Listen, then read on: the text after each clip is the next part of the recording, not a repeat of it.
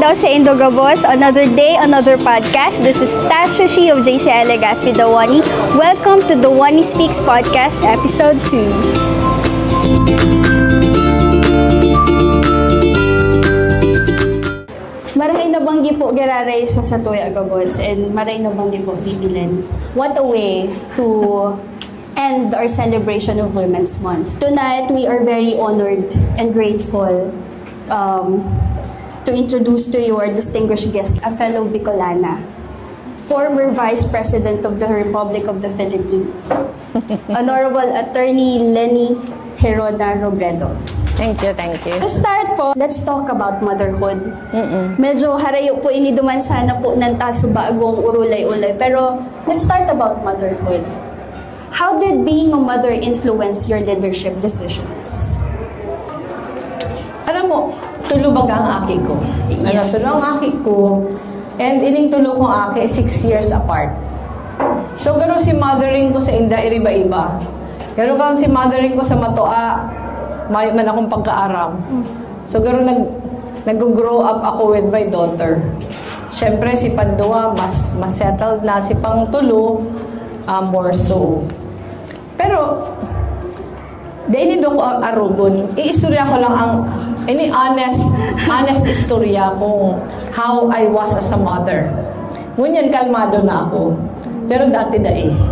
Sobrang tiger mama ko. Sobrang tutok ako sa mga aki. Ako, practicing lawyer, mayo akong driver. So, ako gabos. Ako naghahatod, ako nagsusundo.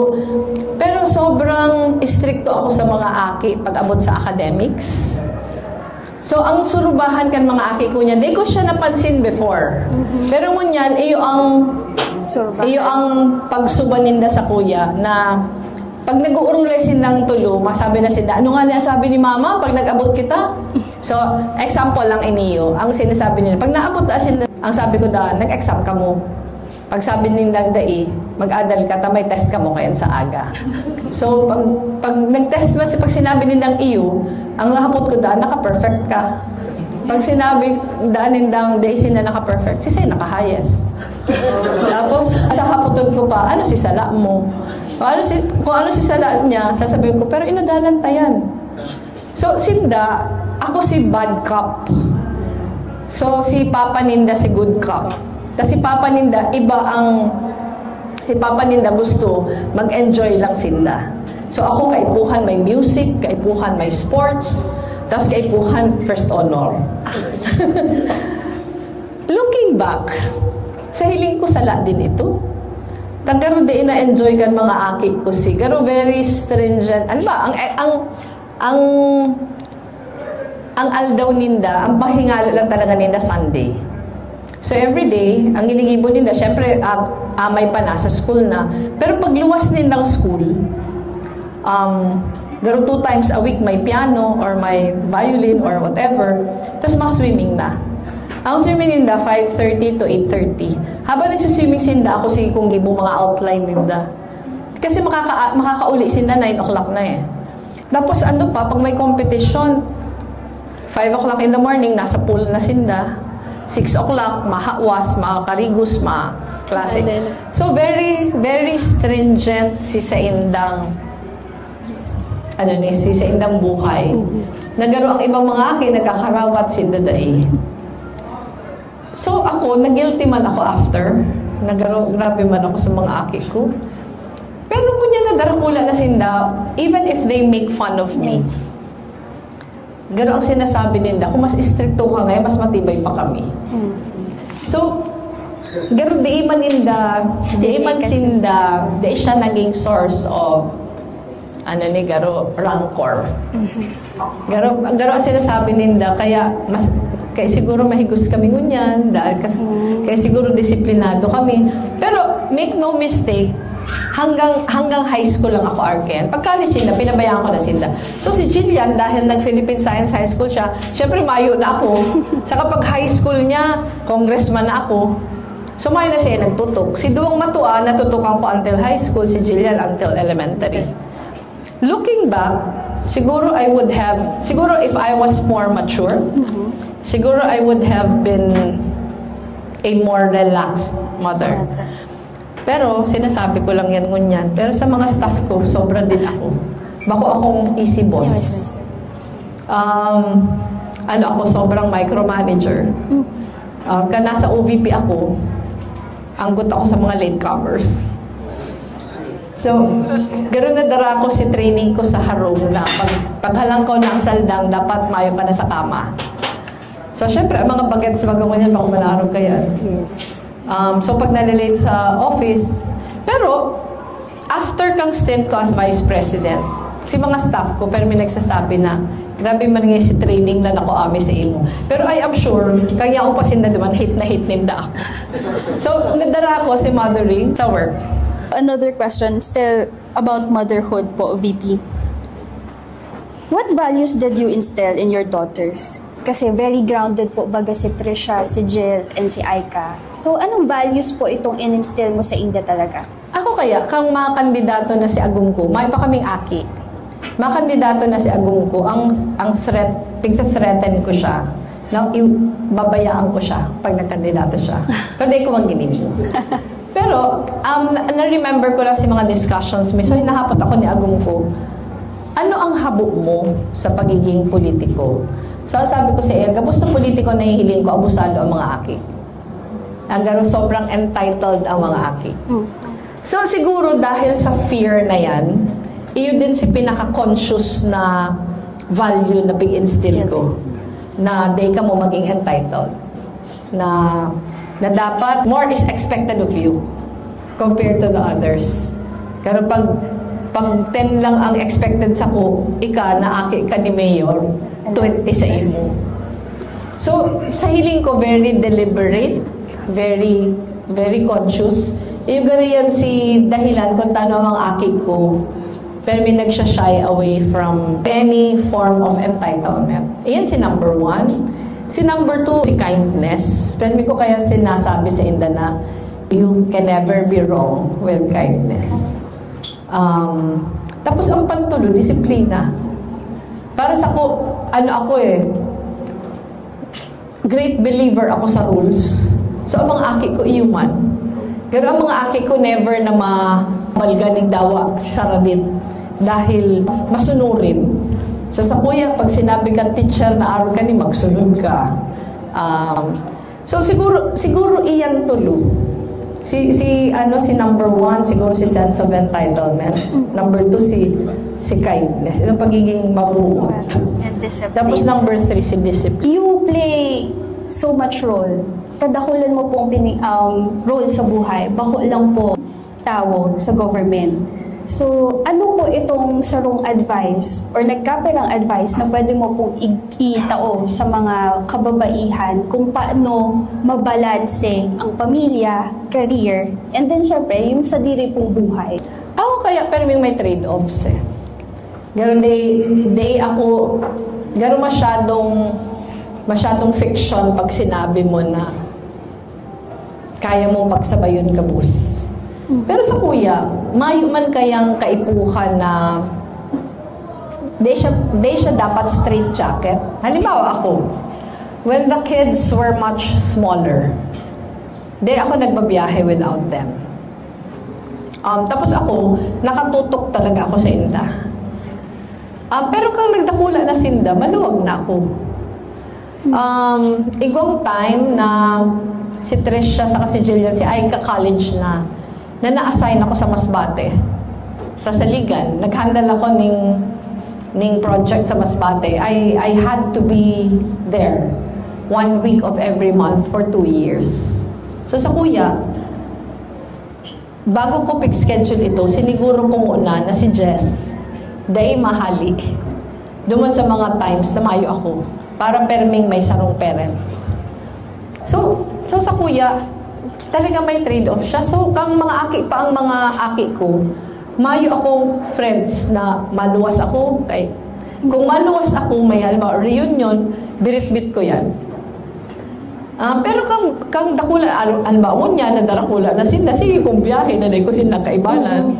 So, I think, nag-ibo ko naman, pero piga-adjust ko. Siguro lucky lang ako na kang nagadan si Agum ko. Si agum ko kaya daw politiko, very present na parent eh. Pero kung nagadan siya, si Aika was already 24. Si Matoaco was already 24. Si Jillian was just 12. So, si Aika talagang assumed the role as a co-parent. So, congressman na ako kato eh. So, dahil congressman na ako, sindan tulo nasa Manila na, si Jillian nasa Pisay, sa Manila. Half of the week, yaon ako digdi. So, pag half of the week, yaon ako digdi, si Aika ang parent tinda. Pero kung halimbawa si Aika, dahil nag-work din siya for government dati, talagang pagmahali siya, di ako mapolitik di. Tapos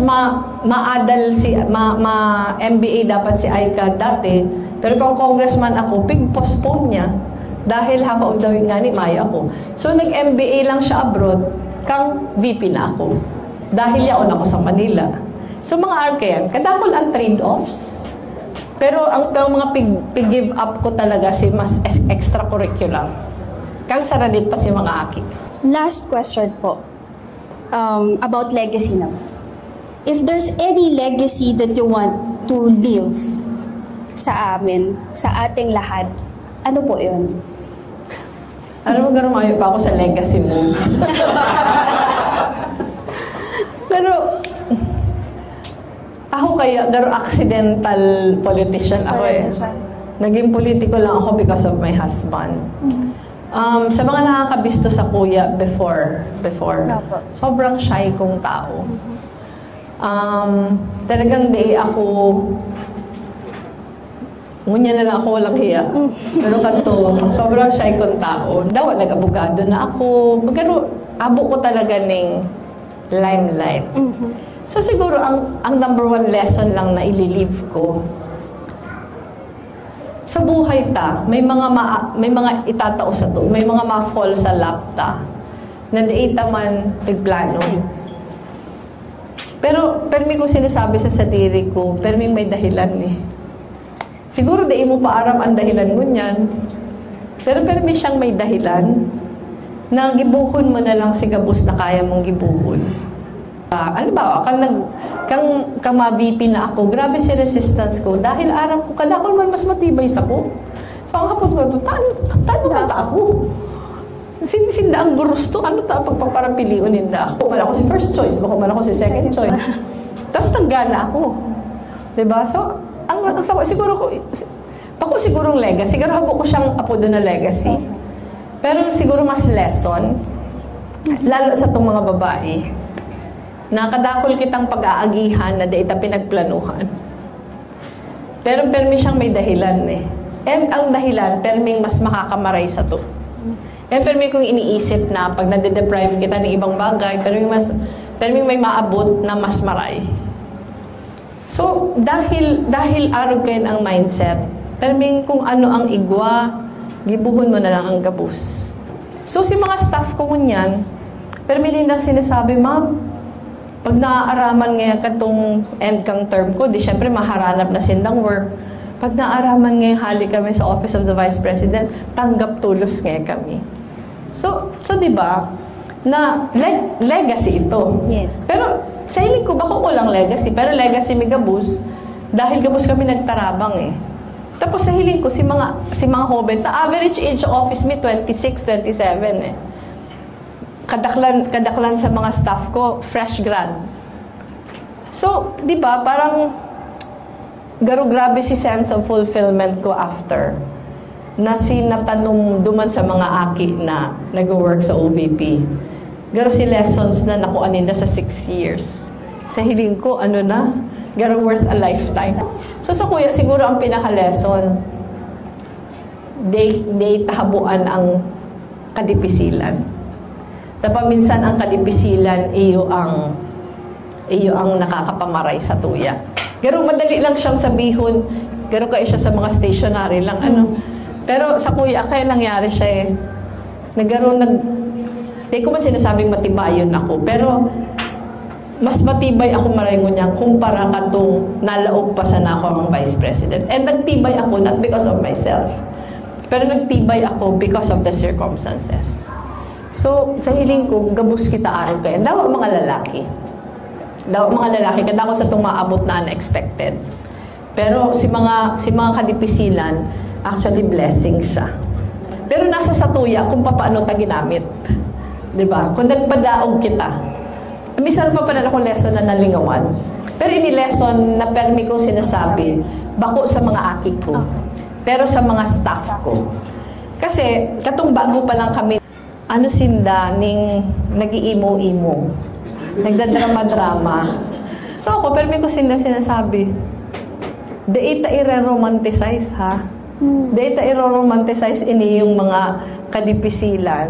Dahil oras na pig-romanticize ta, mayo kitang magigibo. So pumurupundo na kamo kayo mga imo-imo nindo. Sabi ko, habo ko makadangog. Dati kaya sasabihin pa ako, I need a hug. Sabi ko, ay naku, utang na loob. Di hindi yan makukuha sa kuya. Kada ko sa to nag-aasa.